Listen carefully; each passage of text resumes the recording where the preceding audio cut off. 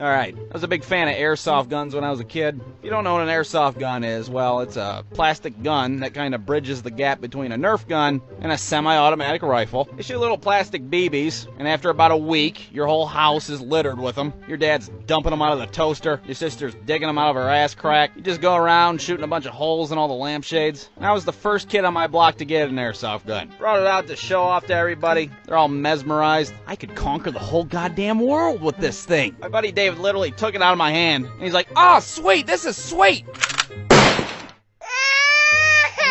David, what the fuck?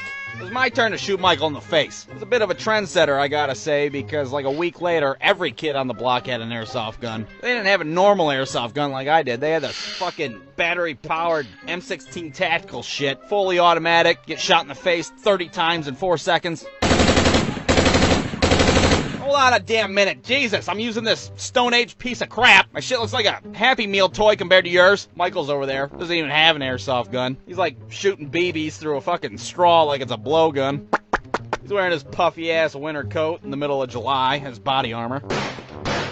There'd always be somebody out of ammo trying to call timeout. Wait a minute, timeout! Bitch, there ain't no timeout in airsoft!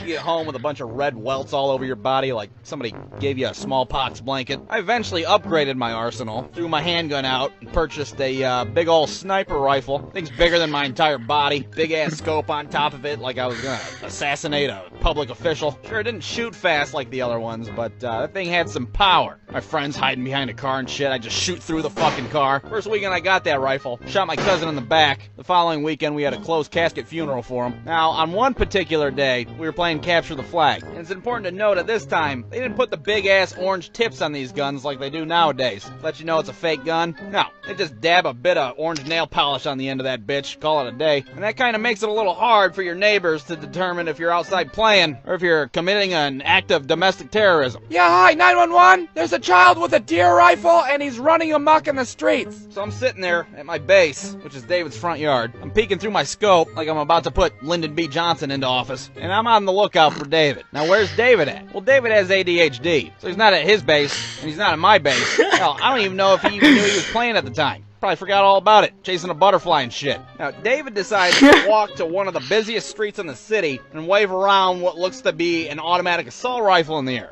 Well, imagine David's surprise when about 4 seconds later, a goddamn paddy wagon pulls up in front of him. Bunch of cops pile out. They got their guns drawn on this completely oblivious, attention deficit child. Now, I wasn't there. I was around the block waiting to shoot David in the teeth with my Kennedy killer. But I bet that turd in his pants was massive. Well, it didn't take him long to figure out that David's gun wasn't real. Luckily, he wasn't massacred on the street right there and then. They load his ass in the back of the wagon, like the wild animal that he is, and they pull up to the front of his house. Now, I was there for this part, and I can say for sure that the turd in my pants was massive. One cop gets out and he's like, "Put that goddamn rifle down!" So I threw it like the gun was on fire. David comes out of the back of the truck looking like a shitty Dennis the Menace cartoon. The hell do you think you kids are doing? We're just playing. Why's that kid wearing that puffy-ass coat? It's 94 degrees outside! David's mom comes running out like they're filming an episode of Law & Order in her front yard. Instead of getting a chance to meet Ice-T, she's got to deal with this bullshit. Now, the cops were really cool about this whole shitty situation. They gave David's mom her arsenal of plastic weapons, and they're all like, "Well, we could have murdered your kid and got away with it, but,